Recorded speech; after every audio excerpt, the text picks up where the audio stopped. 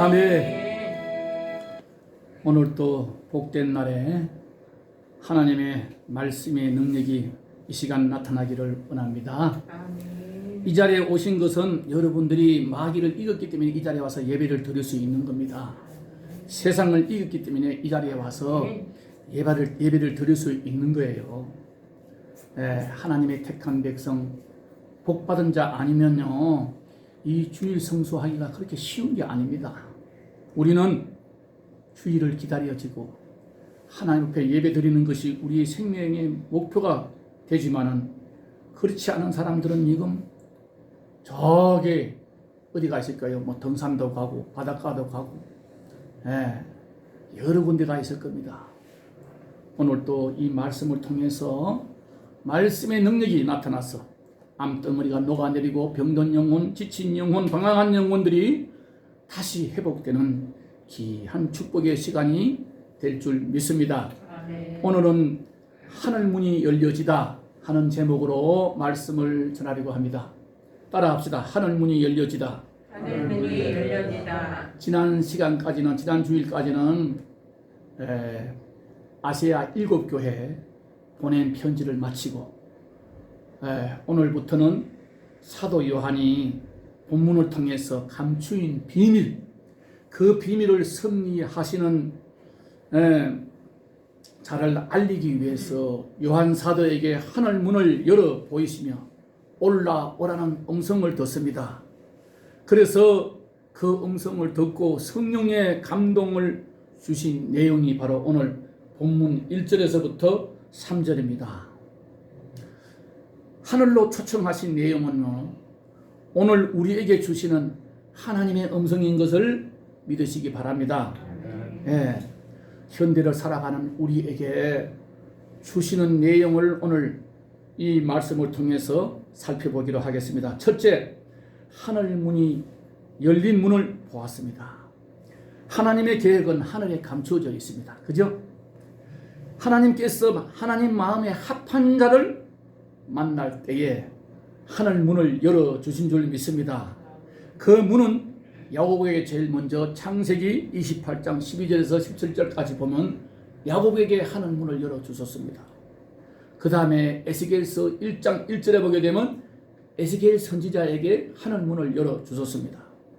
그 다음에 마태복음 3장 16절에 보게 되면 예수님께서 공생애를 시작할 때 먼저 세례를 받으시고 물에서 위로 올라올 때 하늘 문이 열리고 비둘기같이 성령이 임한 모습을 볼 수가 있습니다.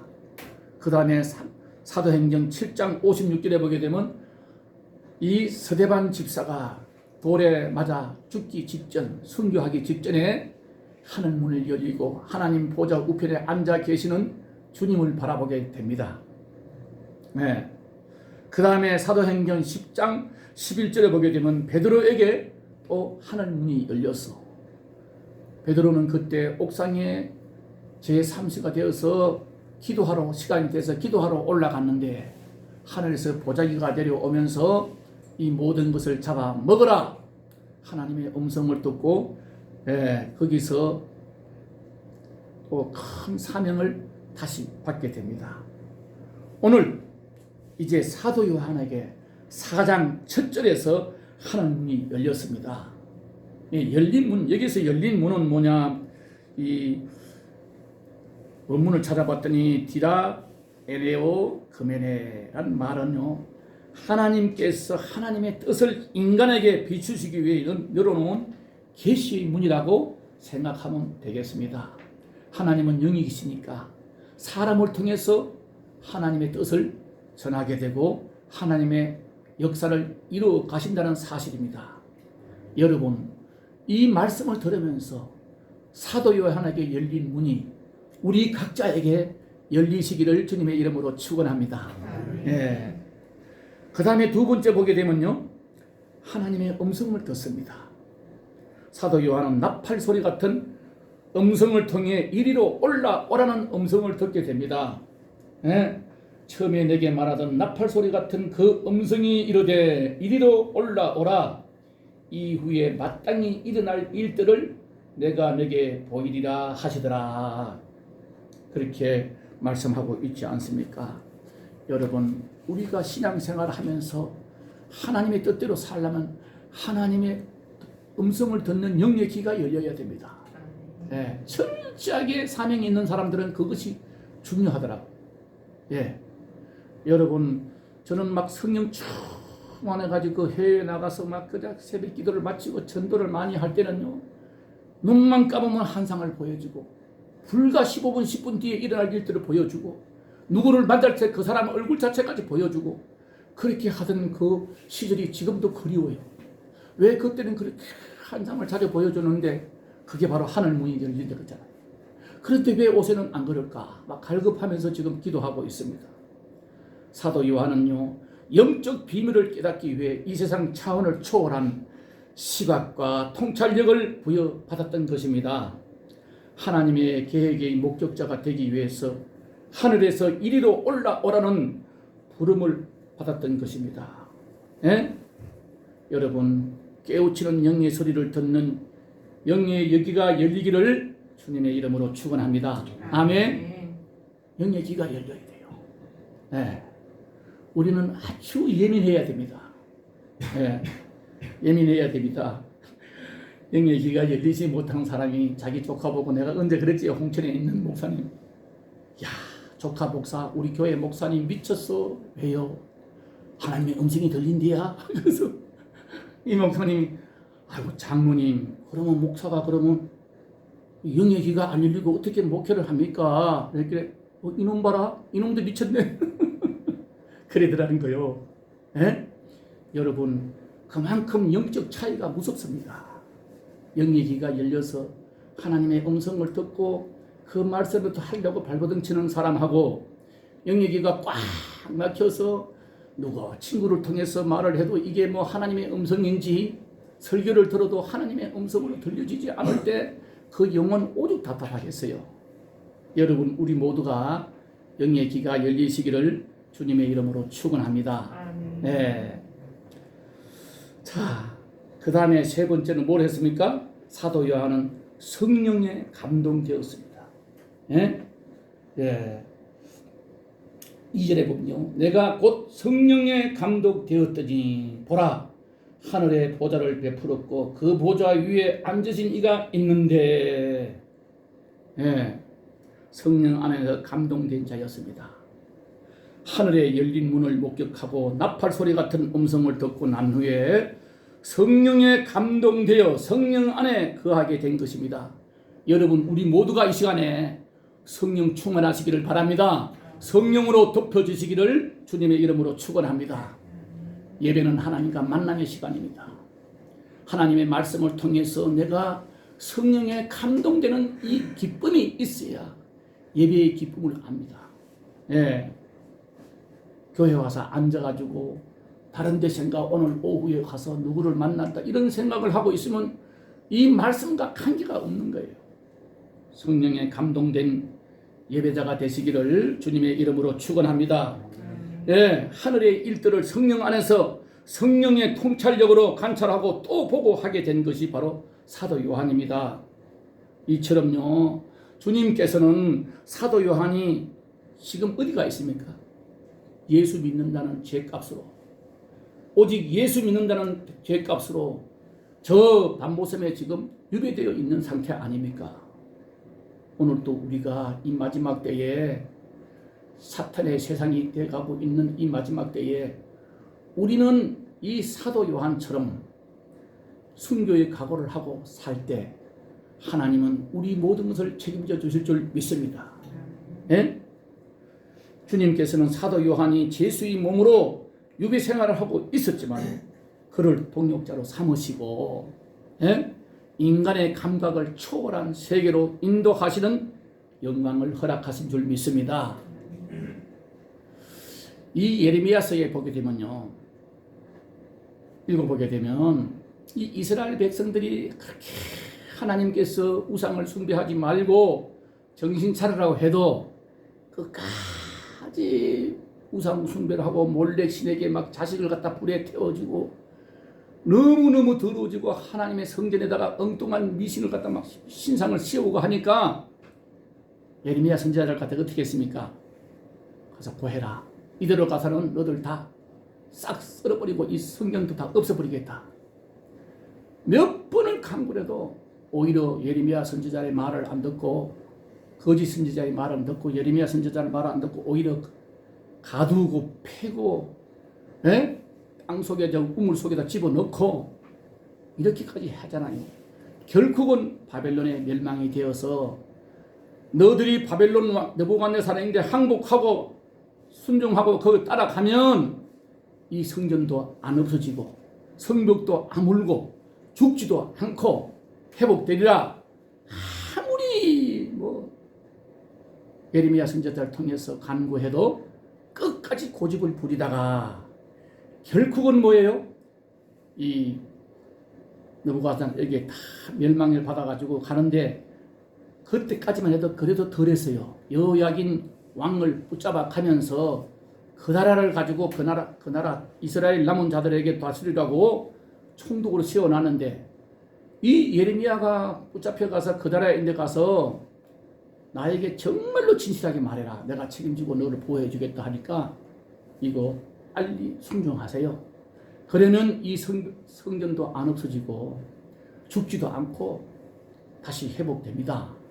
아무리 말해도 말 안 듣다가 결국은요 그 성전 불 다 태워지고 다 끌려가고 도망가다가 밤에 도망가다가 그 자리야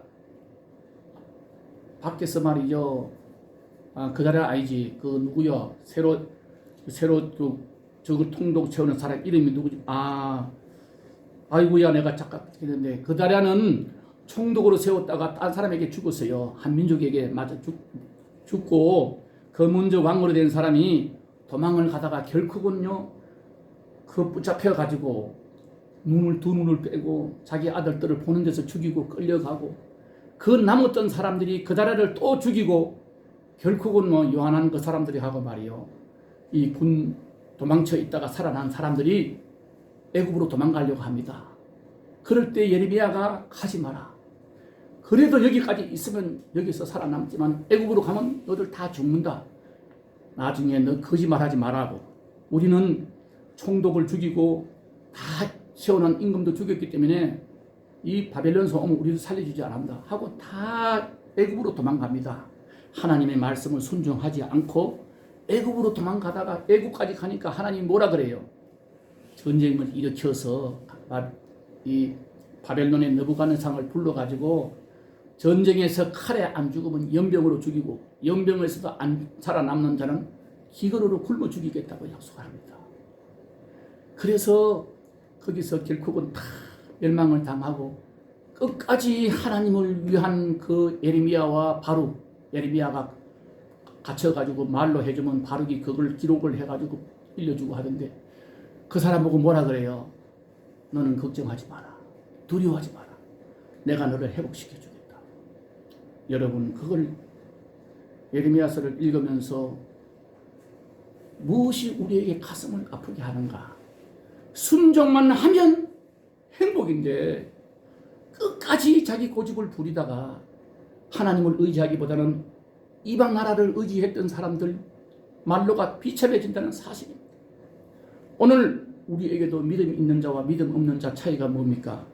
날마다 이 하나님의 말씀이 이렇게 다 나와서 읽을 수가 있고 언제든지 볼 수가 있고 이 말씀을 읽으면 이대로 순종하면 내인데 복이 되는데도 끝까지 자기 가고 싶은 대로 하다가 화를 당하고 고통을 당하고 얼마나 많은 사람들이 하나님으로부터 멀어지는 사람이 많았습니까? 이 마지막 때에.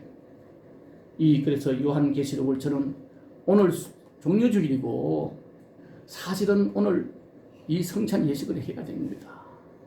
그래도 끝까지 이 요한계시록을 끊고 싶지 않아요. 왜?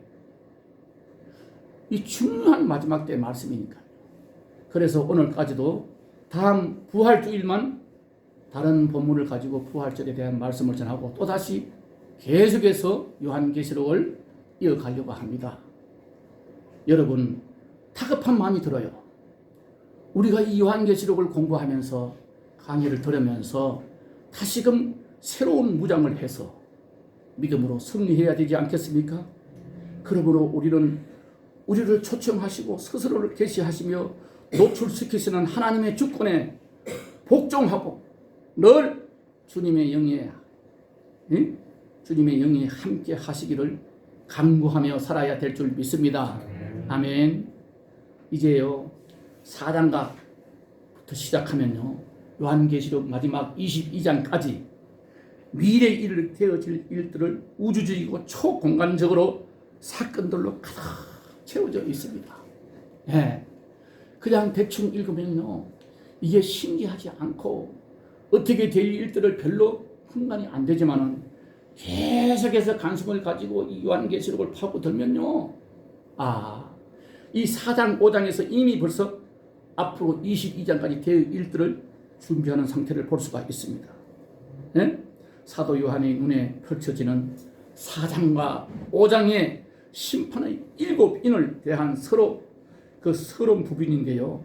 천국의 한상으로 시작되는 4장과 5장이 전체 남은 계시의 말씀의 주인이신 하나님 보좌에 계신 만왕의 왕이신 예수 그리스도 계시의 말씀을 듣고 지키고 사는 복된 자들이 다 되시기를 주님의 이름으로 축원합니다. 아멘. 사도 요한의 한상에 보이는 하늘 보좌와 그에 앉으신 이는 누구요? 심판주이신 예수님을 가르치고 있지 않습니까? 그 보좌는 히브리서 4장 16절에 나오는 보좌는 우리가 긍휼을 받고 은혜를 받는 보좌이지만요. 본문에 나오는 이 보좌는요. 마지막 때 세상을 심판하는 보좌임을 깨달아야 합니다. 3절에 나오는 보좌를 두르고 있는 3절을 한번 읽어볼래요? 앉으신 이의 모양이 뭐가 같아요? 벽옥과 홍보석 같고 또 무지개가 있어 보좌에 둘렀는데 그 모양이 녹보석 같더라 이렇게 말씀하고 있습니다. 예? 벽옥과 홍보석 같다는 말씀은요, 이게 하나님의 지금 이 모든 세상에 있는 이 땅에 있는 사물로 표현한 것 뿐인데요. 3절에 나오는 보좌를 녹보석 모양의 무지개를 본다. 여러분, 이 무지개는 언약의 하나님이지 않습니까? 그죠? 방주에서 나오는 이 물로 심판한 후에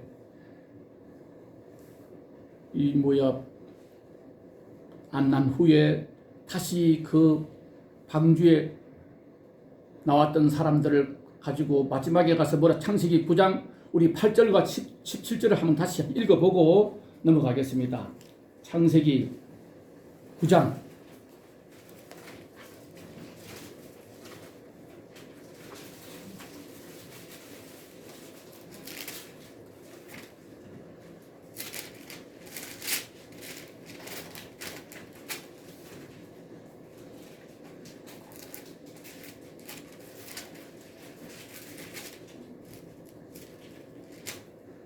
9장 8절에서부터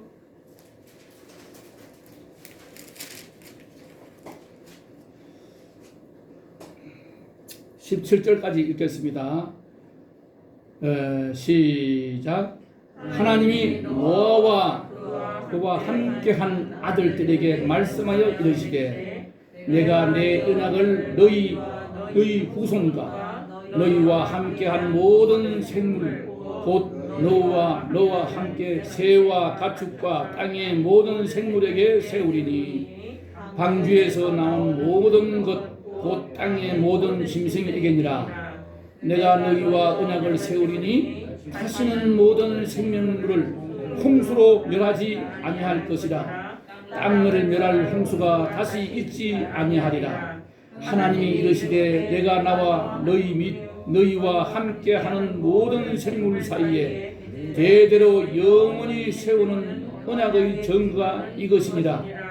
내가 내 무지개를 구름 속에 두었나니 이것이 나와 세상 사이의 언약의 증거니라. 내가 구름으로 땅을 덮을 때에 무지개가 구름 속에 나타나면 내가 나와 너희와 및 육체를 가진 모든 생물 사이에 내 언약을 기억하리니 다시는 우리 모든 육체를 멸하는 홍수가 되지 아니할지라. 무지개가 구름 사이에 있으리니 내가 보고 나 하나님과 모든 육체를 가진 땅의 모든 생물 사이의 영원한 언약을 기억하리라. 하나님이 노아에게 또 이르시되 내가 나와 땅에 있는 모든 생물 사이에 세운 언약의 증거가 이것이라 하셨더라.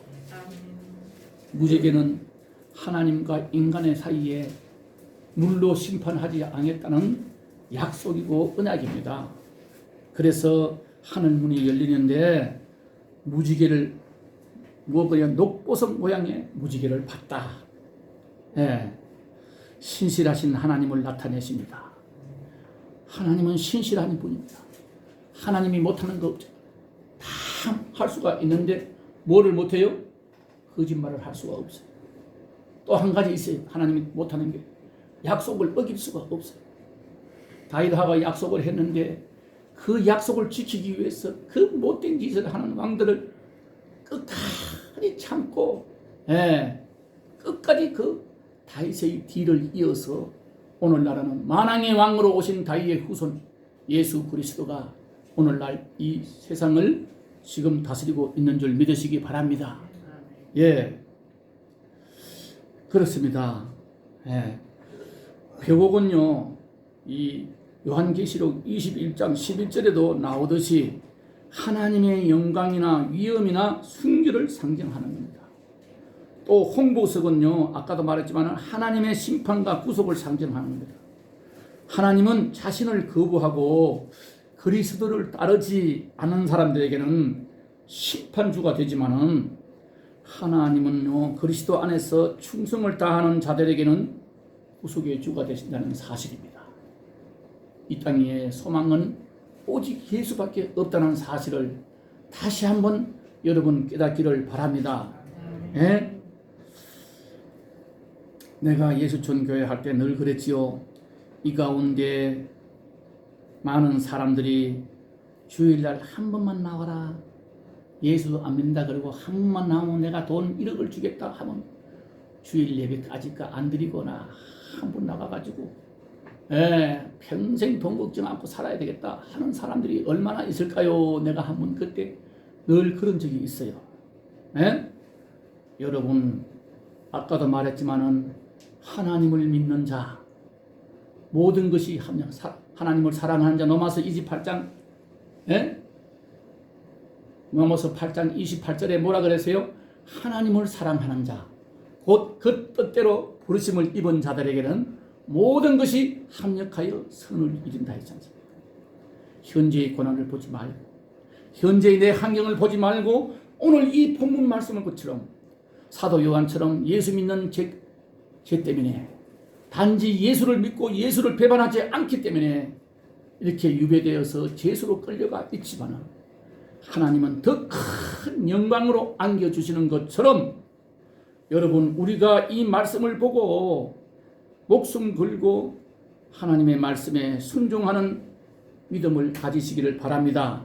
그래서 최후의 승리자가 되시기를 바랍니다. 하나님은 자신을 거부하고 그리스도를 따르지 않는 자들에게는 심판주가 된다는 것을 여러분 깨닫기를 바랍니다. 사도 바울이 고통스럽게 감옥에 가고 매를 맞고 피투시기가 돼가지고도 감옥에 가서 뭐라 그래요? 빌립보서 4장 1절에 보게 되면 기뻐하라 내가 다시 권하노니 항상 기뻐하라. 그 처지를 보면 무슨 기쁨가 그렇게 기쁨이 있을 수가 있습니까? 믿음의 확신이 있고 나중에 내가 이 땅에서 육신의 장막이 벗어나면 천국에서 어떠한 영광된 몸으로 산다는 것을 믿음으로 다 보기 때문에 현재의 고난은 장차 올 영광과 좋게 비교할 수 없다고 로마서 8장 18절에 말씀하고 있지 않습니까? 하나님은 생명과 영광 안에서 최종적으로 완성됩니다. 동시에 불신자들은 하나님의 진노 앞에 완전히 파멸됨을 시사하고 있는 겁니다. 오늘 본문을 통해서 우리는 이때를 마지막 때를 아무도 모르고 삽니다. 그러나 항상 깨어서 기도하면서 오늘 바로 나의 인생이 마지막이 된다면 내가 과연 천국에 떳떳하게 들어갈 수가 있는가? 이것을 점검해 보면서 사는 여러분 되시기를 바랍니다. 예? 내가 정말 오늘 내 인생이 마지막이라면 내가 과연 오늘 천국에 갈 수가 있는가 말입니다. 확신이 있는지 없는지 깨달아야 합니다. 여러분, 지난번도 늘 말하지만은요, 천국은 회개하지 않으면 천국 못 갑니다. 아무리 열심히 했다 하더라도 내가 하나님만 내가 알고 하나님만 아는 그 죄된 문제 해결해야 됩니다. 예? 회개는 내 인생 전부를 예수 그리스도께 맡기고 말씀에 순종해서 하루하루 때묻은 우리 죄를 하나님을 앞에 깨끗하게 고백하고 자백하면서 경건한 몸으로 준비된 자가 되어야만 우리는 언제 어느 시간에 주님이 불러도 천국 갈 수 있다는 확신을 가지고 살게 된다는 사실을 잊지 마시고 오늘 이 본문 말씀을 가지고 여러분 이 들은 데서 정말로 말씀에 순종하고 끝까지 믿음을 지켜서 복된 자들이 다 되시기를 주님의 이름으로 축원합니다. 아멘. 기도하겠습니다.